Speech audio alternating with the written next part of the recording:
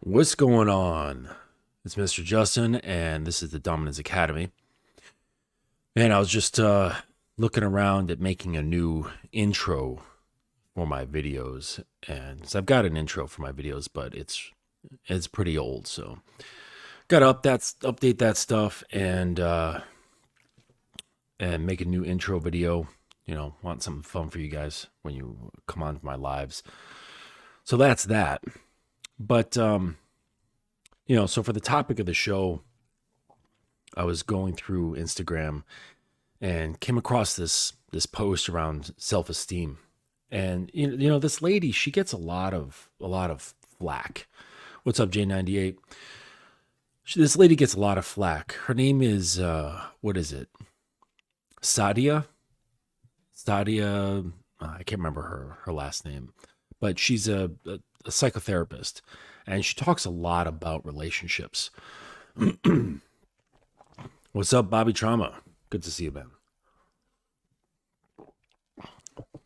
So yeah, Sadia, she talks a lot about relationships in her posts, and a lot of it makes a lot of sense. But she gets a ton of flack because people who push against her in her comment section, she pushes right back and she insults them and all kinds of shit. Sorry about that. So I pulled up one of her videos, and so let's see if I can get to sharing this, and we'll go from there. So let's share my screen. Present. All right, share screen, and we'll go into Sadia. All right, so we're gonna play this one. Hopefully, it's not gonna be too audio blown out. For men, their success with relationships is very much determined by their self-esteem.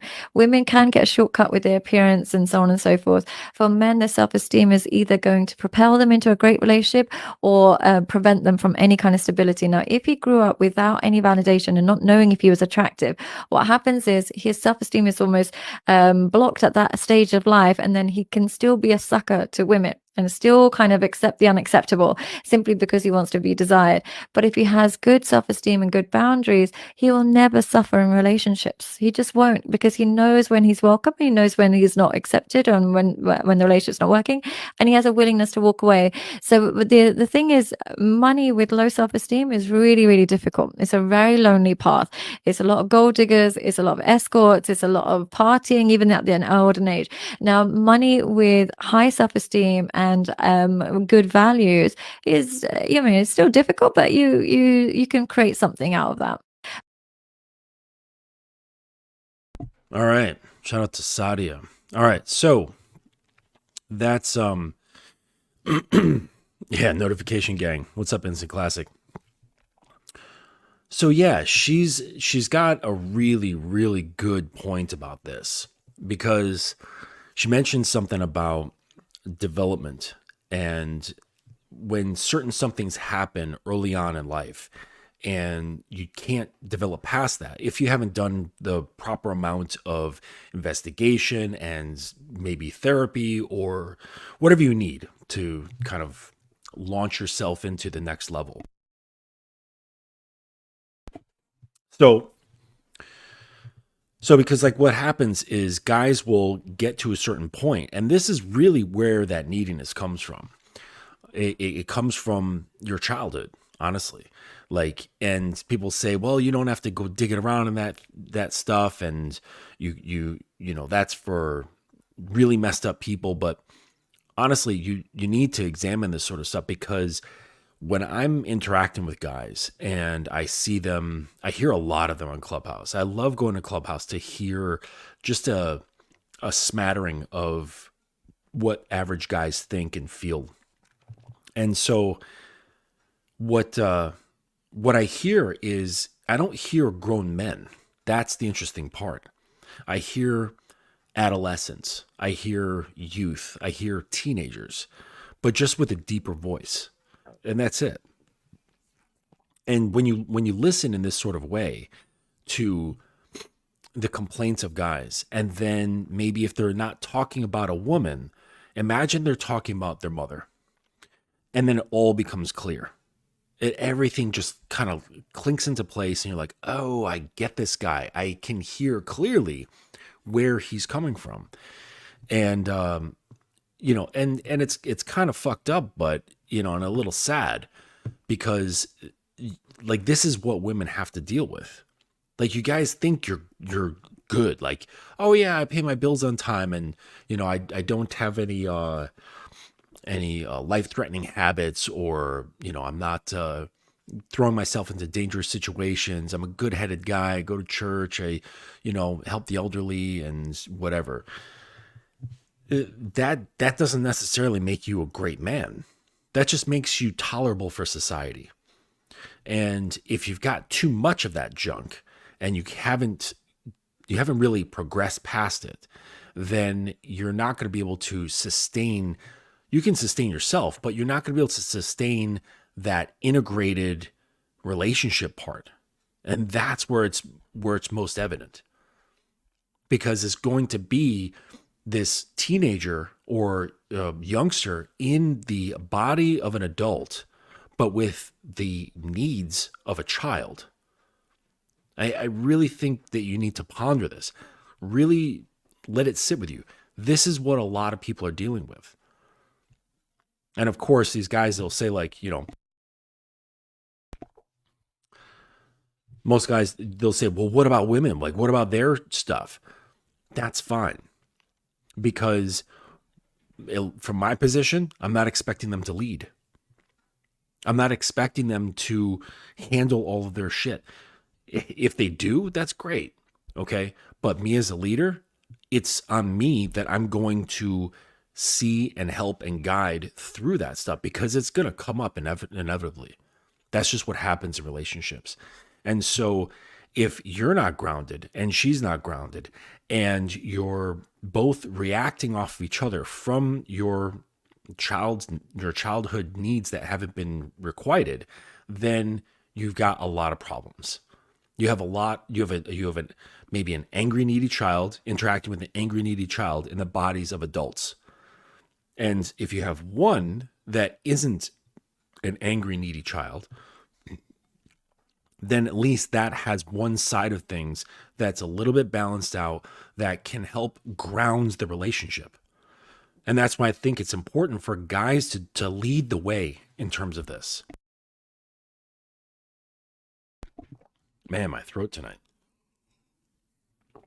So I think it's helpful that whoever the leader is, because let's be fair, there are some relationships where the woman is leading, and if that's a happy puzzle piece together sort of thing, fine.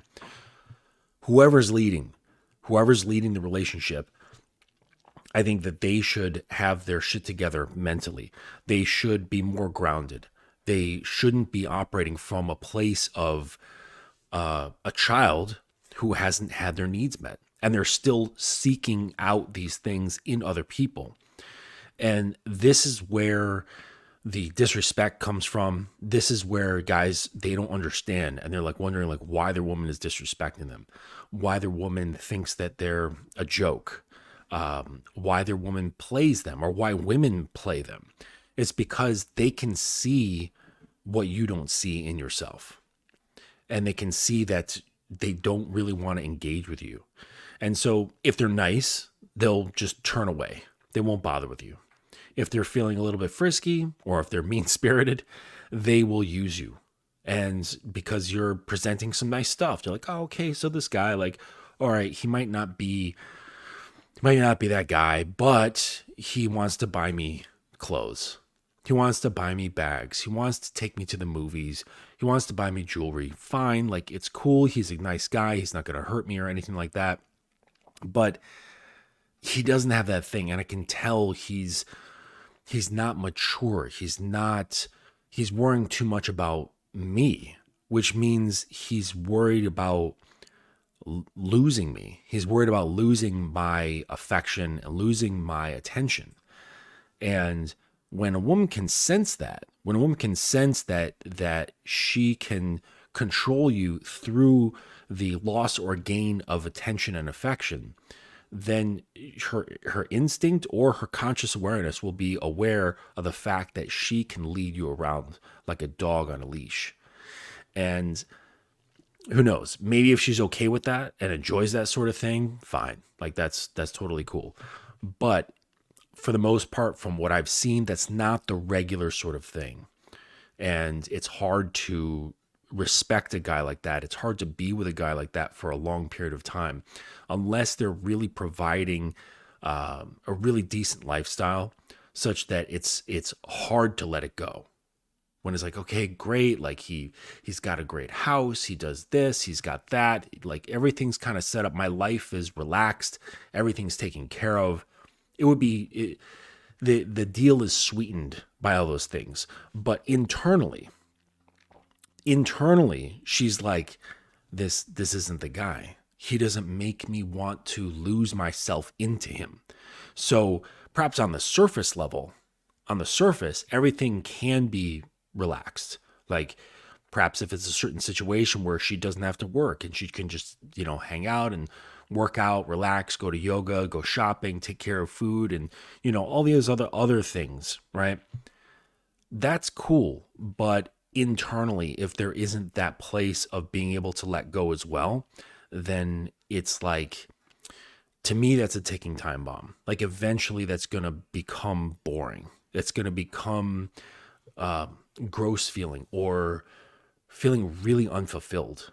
And we see this a lot. We see this a lot with people who have these visibly fantastic lifestyles, but you read their biographies or whatever, or they have an interview and they're like, my life feels empty. My life feels meaningless. I don't know what I'm doing, or I'm massively depressed. And you're like, how? Like your daily grocery getter is like a McLaren F1. How is that possible? But they're like supremely depressed. Okay. So back to what I was saying about the clip in the video, relationship success coming from high self-esteem. So when a guy doesn't have self-esteem, that means he is then relying on the woman in order to supply that. He probably uses other things as well, like outside of him. He's using these other things, and women just happen to be one of them. And so he will use her in certain ways, and to a clever woman, she'll be aware of this stuff. But, not all women are aware of these, internal functions that are happening. And she won't realize that she's being used so that he can feel more grounded, so that he can feel like he means something. And that can go on for a while. And I was talking to this one guy, and he's like, I don't understand how one day after, a number of months or a number of years, the woman can just pick up and go, all right, I'm done with this, and drop the relationship. He's like, I don't understand. Like if she knew that I wasn't that guy, how did it take this long? And sometimes it takes a while for the information to seep in and for her to understand that you've got issues that you're using her for to supply yourself with. Or it's a situation where she's planning to get out because it's like, well, shit, like I don't really know what to do, but this isn't where I want to be. So I got to take my time to figure out what's going on. There's a lot of different, I think my gain's a little high. There's a lot of different, ways that these things can play out. But the point is that a guy with a low self-esteem, he's going to need her around. He needs her. And this is where you see a lot of like fights breaking out. You see a lot of drama in relationships because there's, like I was talking about the children, they're like the inner child, like that is still present. That's still present within him. So you've got this like 6, 7, 8-year-old boy who like emotionally, he's stuck in that place because something happened at that period in time and he was never able to heal, progress, and evolve past that point. So he's still this little boy of 6, 7, 8 years old or whatever. and he's still needing the needs of a child. And but as you grow up, you get used to it, you adapt and so on, and now you think that's just normal, and it's not normal. So this is where things spark off and create all kinds of drama, you know. So if anybody has any questions, you can just pop them in the chat. Welcome to answer anything. But yeah, so you got to understand that whatever happened in your past, unless you've really dealt with it, you're stuck there. You're stuck there as like as a place of your emotional grounding. Your emotional home is that age, and you think it's wild, but like after I've spent years working with men and reading into psychology and how these things work, it makes perfect sense because now I've been seeing it, and now I've got like psychological evidence that have been pointing towards these things, and I'm going, holy shit, like this is some real shit here. And so we got these relationships that kind of really it's a lot of unsettled energy, so to speak, if you want to take it that way, and bringing them together. Are you surprised why breakups are so common? Why relationships don't last much along the limerance period? I've mentioned before, the limerance period is anywhere from, I think, what did they say? 3 to 6 months on average, and it can last up to a year. And that's that period in time when your brain is just filled with chemicals, of feel-good chemicals. And you think the person across from you is just perfect. They're wonderful. They're everything you look for. And you're having sex and having fun and doing all kinds of stuff. And everything's great. Okay. But your brain can't sustain, like the receptors in your brain that suck up the dopamine. They can't stay open all the time. They can't remain that way. That's why, like, if you've ever done cocaine or if you've ever done ecstasy, the next day you feel like a can of flat soda. Like your brain is just like totally flat. And it's because the receptors for the dopamine have been cooked and they need to like take some time to regenerate. So that's kind of what would happen if you were to remain that high from meeting that new person for an extended period of time. Granted, our natural chemicals aren't as potent as, say, cocaine or ecstasy, but you get my point. So those chemicals die off, and you'll notice that relationships will end usually around 3 to 6 months. And so this is why I tell my guys, like, just hold on, just slow it down and wait till at least a year before you decide of whether you want to keep this person in your life or not, because that's a decent amount enough time to let those chemicals subside, and now you're able to think more clearly. And you're not all hopped up on dopamine. So if you notice, like, that's time also when people's personalities start coming out. They're not their best self. They're not putting their best foot forward, and they're not high. So things start coming out, and then that's when those internal issues start clashing. They start kind of seeping out, coming out, like leaking out through the seams, and that's when things start clashing. And if you're ill-equipped to deal with these sort of things, then you start doing the blame game, and then things just fall apart. And it makes complete perfect sense, It makes complete perfect sense that relationships don't last long past 6 months, and marriages fall apart like so regularly. Granted, like with marriage, there's a lot of other things going on there with incentives and all that crap, but we're not going to get into that sort of thing.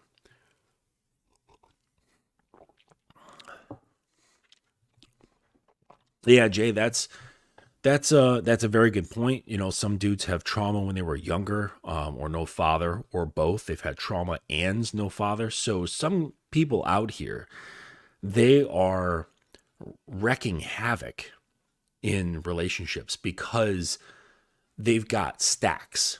Like, unfortunately, life just fucked them in the ass, where they've got, say, like an abandoned family member, but on top of that, there's some sort of trauma. There's some sort of emotional trauma or verbal abuse or physical abuse or sexual abuse. And there's just stacks of it. And, my heart goes out to them. But, you know, like if this sort of shit has happened to you, you've got like some stacks of crappy shit that you have to deal with in your like internal world. It's probably not the best idea to date. Like they say, like get your shit together before you date. They're talking about like external stuff. I'm talking internal, because you can have a great job and great prospects and have a good understanding of real estate and all these different things, okay? Credit and debt and stocks and all these things, like great stuff for the future. But what does that matter if you can't really sustain anything like internally? You can't sustain the glue of interpersonal connection. And so, you've got all these social media people that are promoting lifestyle, like boosting your lifestyle, right? What do they say? Like gym maxing. They talk about, I don't know, money maxing, all these different maxings. But they're all external, with the indication that if you were to do this, then you're going to be a serious catch. That you're gonna be that guy, and you're gonna be able to just control and cruise through your relationships, and everything's gonna be great. But if you're fucked up inside, you're not going anywhere. You're not getting anything. You're just going to go from bullshit to bullshit to bullshit. And that's just the way it goes. And so if you've got a lot of stuff, it's all right. But really becoming a man, the first stage, I was talking to a young man that I got into like a back and forth with on Instagram in comment sections of some bullshit. I don't know. Something about, what was it? Oh, body count. Yeah, these videos about body count. You guys are so fucking weird about body count. But anyways, so we started having a back and forth. And he finally allowed himself to hear truth. He allowed himself to just listen to a different perspective. And I'm like, listen, look, you don't want to put it on public. Just DM me and we'll have a little deeper chat. And it turns out that he was able to be honest with himself. And that was the first step. The very first step to going from undeveloped, unevolved young male to a developed man is being honest with yourself. But it's special. It's being honest with yourself and not falling down the pathway of self-pity. That's where you don't want to go. And I've told this story a number of times. I'll tell it again. I used to teach illustration. And when I was teaching these guys, well, it's young women, young men, illustration, I would have like a collection of masterworks. And they're masterworks that were contemporary, going all the way back to the Renaissance. And I would show them this work and it would just blow them away. They're like, holy shit, that's so fucking good. And this and that. And I would be explaining some of the pieces and who did them when, and, the story, little story behind them. And their first initial response to seeing the artwork was with awe. They were just like, wow, this is really cool shit. And then almost immediately right after that, the majority of them flipped that awe into self-criticism. And it was, I'll never be that good. I should just put my pens, pencils, and brushes down. I should just quit. Like they've already done what I wanted to do. I'm no good. And so from awe, they went to self-criticism and went down into that pathway of self-pity, self-hate, self-rejection. And the same sort of thing that can happen when you are developing as a man, from the undeveloped, unevolved young male into a man, is when you start to become honest with yourself, which is the very first step. The very first step is honesty, is saying, I am not where I'm supposed to be in terms of like my own vision for myself, and not according to social standards, but more so how you feel you should be according to you. So you say, I'm not the way I am, the way I want to be. And I don't know what I'm doing.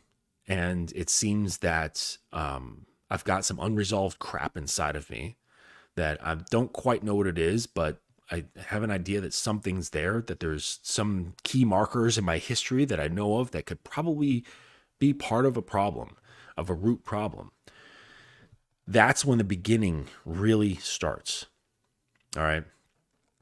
And that's when you can really start growing past these things. Because once you become honest, then you can start putting on the lens of an engineer and you start asking how. Okay.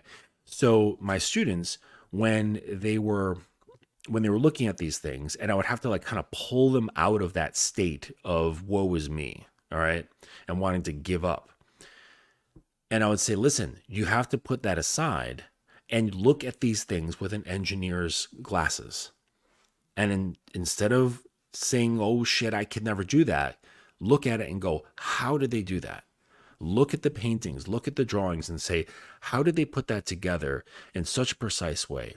Let me look at their brushstrokes. Let me look at the angles, the camera angles. Let me look at the lighting, the color usage, the values, the composition, all the different principles of putting together a good painting, and look at it with the mindset of trying to take it apart and understand it and say, okay, how did they do this?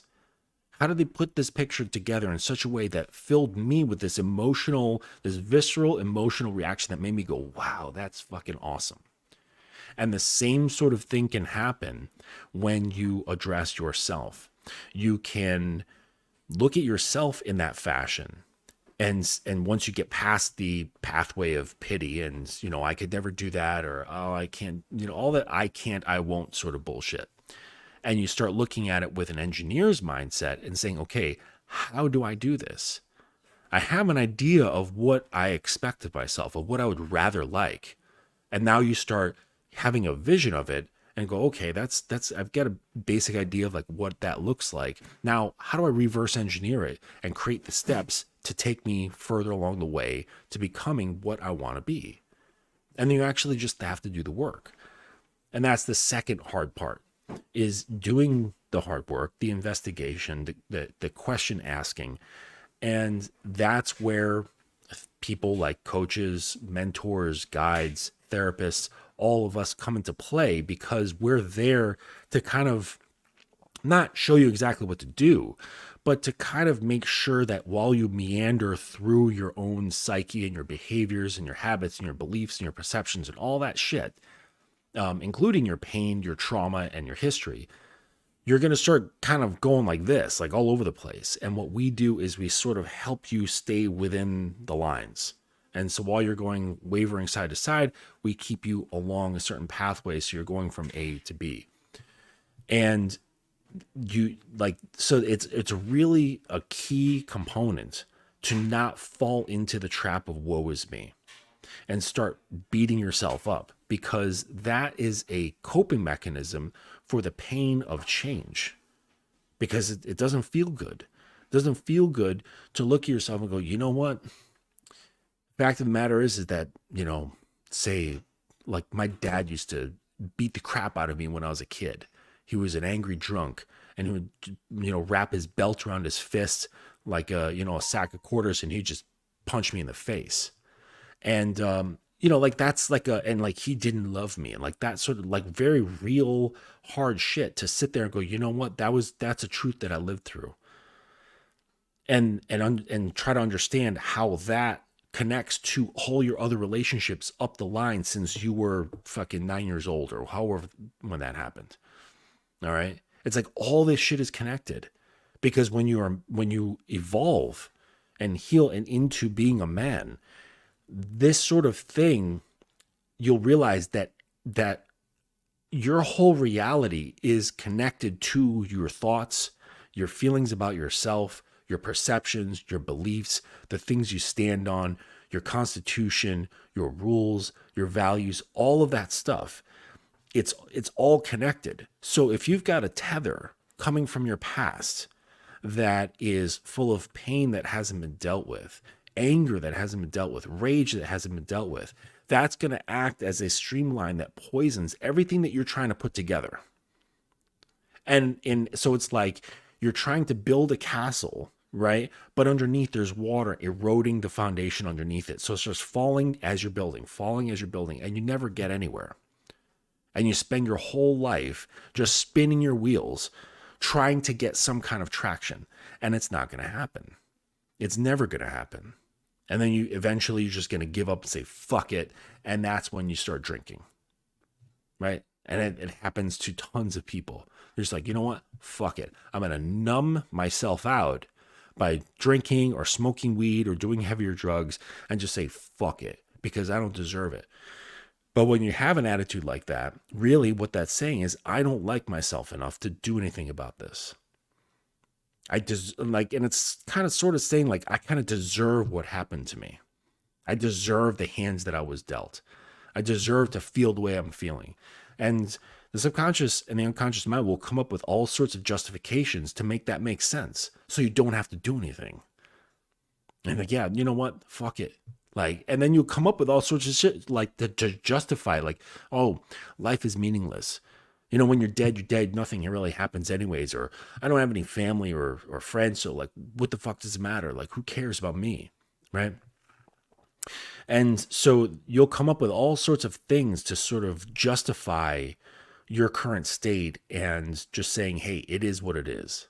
Like, I can't stand that statement. It is what it is, because that's passively accepting your reality. And it's like that you're giving up. Don't give up. Like, you have to really take this shit seriously. And so like all of that I explained, and then you got guys, you're going to women and saying, hey, let's start something. Let's get it going. Let's do something with our lives. Or they don't say any of that shit and they're just like, I want to fuck. And she knows, she can smell something on you. She may not be like a psychotherapist or be very educated about human behavior and roots of things, but she can smell something. Like when there's instinctually, it reminds me of that movie. It was an old movie. It was called Species. And actually they used for the creature in that, they used a lot of H.R. Giger's designs to create her. H.R. Giger was the lead artist behind the creature design in Aliens, like the aliens with the long heads and like the weird shit and they had the thing in their mouth that went like that. So check him out. He's an amazing artist, H.R. Giger. But anyways, so she was this alien and she came to Earth and she was looking for like a proper suitor to mate with so that they could like create like this alien hybrid. And she was like killing people and shit like that. And she got this one guy and she thought that he was suitable. And she was like in a bathroom of a nightclub, I think. And they were making out and stuff in the bathroom stall. And then like she like smelled something on him. And she killed him. She ended up killing him because she could smell that there was something wrong with his blood. And he was like addicted to cocaine, I think. Something along those lines. But anyways, so women are like that. They may not be able to pinpoint what's wrong, but their instincts will raise the hairs on the back of their neck and go, you know what? Something's not fucking right here. And maybe if you're cute, maybe she's bored, she might fuck you, whatever. And she won't get emotionally attached to you. And, maybe you'll have like this friends with benefits sort of thing, but she's not going to get addicted to you. She's going to keep her heart and her mind's distance, a safe distance from you, while her body is touching you. And for a guy where you're dealing with this stuff and you've got those tethers that I was talking about that have that line that's poisoning everything that you're trying to do, that, that's going to be affecting things. You're looking at her with a completely different view. Either you're going to be using her just as equally, or you're going to, more likely than not, you're going to be like, oh, I really like this girl. Oh my gosh, I'm so in love with her. Oh, she's perfect. And then when she's like, no, you're not for me, then you start flipping out. I mean, like, that fucking bitch, oh man, women are so hypergamous. Women don't want, they just want this, that, and the other. They don't want like a good guy, when really you're not fucking good at all. All you've done is having a shitload of self-rejection due to not dealing with the crap that's inside you, and you mask it over with a socially acceptable nice gentleman, and thinking that if I'm nice to everybody, then everyone will like me because I don't like me. So if everybody likes me, then I'll probably maybe figure out that, yeah, maybe I am kind of likable as long as everyone else is liking me. And then when a woman says, no, I don't like you, it shatters that shit. It shatters your whole facade. And that is a window. It's an opportunity to go, okay, let me take a look. But instead of taking that opportunity and investigating that shattered window that leads to the pathway of you then wall it up and start scrawling nonsense about her, that she's this using bitch, that all she wanted was this, that all she wanted was that. Women are pieces of shit. Women do this, women. Right? And you miss the whole opportunity. Because the game never goes anywhere. It doesn't change, ever. It always takes the opportunities to teach you. You. Always. As long as you're perceptive enough and are willing enough to learn the lessons. Game will always be there to help you out. It will always be there to teach you about yourself if you just open your eyes, open your ears, and let down your ego. And hey, it's not easy, but you grow. You grow, and it's effective. And then when you learn how to be effective on yourself, right? When I was talking about someone mentioned the Elitian Recht, I hope you pronounce your name right. He said, mind engineering. Once you're effective at being an engineer onto your own mind, then that means you can become effective on other people. That's when because it clears a path. It's like when you're dealing with a woman, if you don't have to deal with yourself, then it clears a path to dealing with her. So when she's feeling all fucked up, when her issues come up, when she starts, crying about this or that, or she's, some sort of trigger has happened, you are free and clear to being able to handle that situation because all of your stuff is dealt with. You're good. You're grounded. You know who you are. You know what you stand on.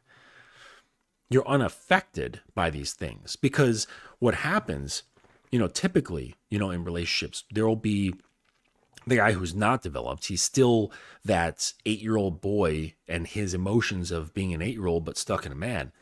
She'll have some sort of reaction either to him or to her environment or some situation or whatever.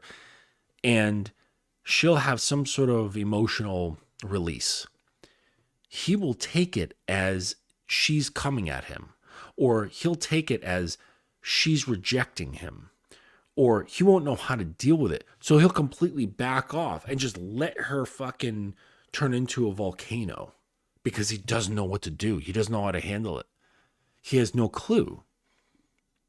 And it's like, oh, if I get in there, maybe I'll get beat up, or, like emotionally or verbally. Or if I get in there, maybe I'll make it worse. And so this just leads to just layers and layers and layers of bullshit. So from, like I was saying before, from my perspective, it's on the guy. It's on the guy to get this shit taken care of. And if you can't, just don't get into relationships, man, because you're not going to make her life better. You're not going to bring her peace if you're not at peace. You're not going to bring her calm if you're not calm. You're not going to bring her any sort of creativity if you're freaking dead inside. You're not going to be able to bring her any sort of joy if you're carrying around rage. Do you see? And her presence isn't going to make you feel better. She's not going to solve that shit for you. She's not going to fix you. She doesn't even want to. That's a huge responsibility. She does not need an 8-year-old boy who's pissed off at his mom taking out his shit on her because, I don't know, she didn't fucking put the dishes away correctly. Like, and this stuff happens. This stuff actually happens. Where they flip the fuck out because she put the fucking small dishes with the big dishes instead of the small dishes with the bowls. Like, and then they flip the fuck out. Now, I mean, there's probably bigger, more complex things happening in, many other situations, but I think you see what I'm saying. 1 second. Okay. Okay. Pardon me. All right. Saying goodnight to my girl. All right. So, yeah. So you gotta fucking take yourself seriously. Like, this isn't a fucking joke. And you look at these guys, they're like talking about rosters. They're talking about going out and, banging lots of chicks and shit like that. They're the same guy as the nice guy who puts on that mask, who thinks he's some fucking hero.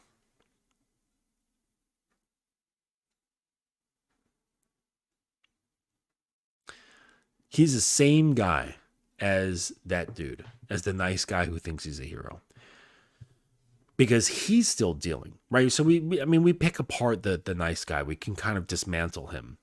And, we pick him apart and we dismantle that guy. But also the player oftentimes is the same sort of thing. It's the same bullshit. And he's, I don't know. I realized that once I dealt with myself and created my own internal world, I really cared less about women. But the odd thing is that I realized that at that point, I was actually able to love them, because whatever sort of like impediments that I had inside me, like, we all have our bullshit. We all have our stuff. My stuff was a barrier between me and actual connection, me and actually being able to really give a shit about somebody, because I wasn't giving enough of a shit about me. And so once I got to that position, I was like, oh shit. And this weird like burden like lifted from my shoulders. And I said, wow, I can actually love a woman now, because I don't need her. I don't need her for anything. Nothing. Absolutely nothing. I don't need her. And therefore am freely able to give. And I'm not worried about being manipulated. I'm not worried about being used. I'm not worried about her reciprocating or things going unrequited. You don't give a shit, because you're not, there's no strings attached. You just don't care. You just don't care. And from the ears of someone who hasn't dealt with themselves, they'll say, well, that sounds like you're being a cuck. That sounds like you're being a simp. That sounds like I've been called all sorts of things in the book. But the reality is that if she were to go, it's not going to destroy me. Like, sure, if my girl said, you know what, this isn't working out, I think I'm going to do something else. Yeah, I'd be disappointed for a couple of days, but I'm not going to go stop my life. I'm not going to go, close off and start crying in my bedroom for a week. I'm not going to listen to depressing music. I'm not going to stop doing the work that I need to do. I'm not going to hurt myself. I'm not going to like take up excessive drinking. I'm not going to do any of that shit, because when people do that sort of thing, it's because they have those childhood needs attached to her. And then it brings up all of that old pain. It like pulls it up like a hook and rope pulling something nasty out of the mud that's been in there for a long time. And it just like she goes and it just pulls all that shit out. And now it's there. And that becomes very real for you. So all that old stuff is now being triggered and pulled out by the new situation. And now you're fucking distraught. Your life is ruined. And, next thing you know, you're drinking all the time, or you're abusing yourself, or you're like, fuck it, I'm just going to sleep all the time, or you're crying and listening to depressing music. That's how these things happen. But when you don't have that whatever that is in the mud, it's just not there. Then when, she's going, it doesn't really trigger all of that stuff, which is why it's just going to be a disappointment from now, not disappointment and pain from a long, long time ago. And so it's like now it's because of that not being there, like I said, it's what allows me and the men that I know that are on a similar level to be able to truly love the person that we're with, because we're not doing it for something. You see, guys who are undeveloped, all right, we'll just call it that, undeveloped males, they're loving for something. So they'll love a woman so that they will get it back. They'll love a woman so that they will gain affection, or it will give them an opportunity to show them how good they are, to prove to the woman that, like, oh, I'm so great, like, as compared to, say, ungreat guys or whatever. I don't know. But they'll do all these things, and it's almost like contractual. There's this silent contract going on. Like, if I do this, then I expect to have that. And if I love her, then I expect her to be loyal. If I love her, I expect her to never hurt my feelings. If I love her, I expect her to never leave. If I love her, then she should give me all the sex that I want. And so they have all these like silent conditions built in there. And that's not real. That's not really loving somebody. It's only when you have, going back to the title, that high self-esteem, which comes from dealing with all of your shit from your past. So you're no longer stuck in the emotional state of an 8-year-old. And I don't say that as an insult, but as just a reality.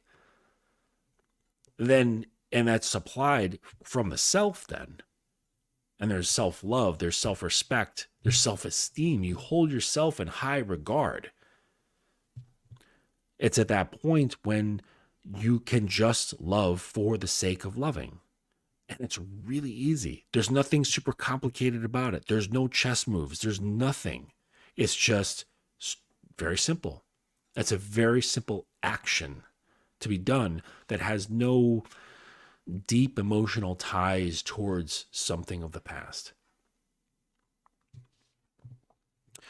So I'm going to go on for, another few minutes here. I'm trying to keep this at, at the most an hour. So if anybody has any questions or any ideas or thoughts popped in your head, please leave them in the chat. I'm happy to help. But, if not, that's okay. Not a problem. It's a shame that this is the reality of what we're living in. It really is. And just imagine for a moment, and this is just coming from the mindset of the responsibility part of being a man, is that it's not just about you. Like, it is about you, but it's not about you, because you are part of a system. You are part of a community. You are part of society.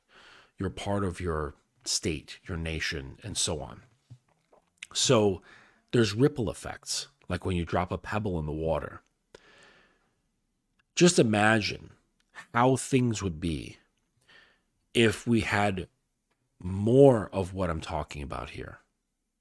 So like right now, the scales are tipped way off to one side, where there's just a fuck ton of people, a fuck ton of guys who are not aware, or they're aware and they're not doing anything about it. And they're numbing themselves or distracting themselves. Or they're just straight up going through life with anger and pain, which is really almost all the time. Behind anger and rage is usually pain. Just know that. But just imagine if the scales were tipped the other way, or at least even balanced out. Imagine the communities that we'd have. Imagine the families that we could have, the society that we could have. But guys who are like that, they're stuck out here just criticizing. They're stuck criticizing women. I see it all over TikTok. I see it all over YouTube. I see it on Instagram, like on like the reels and so on.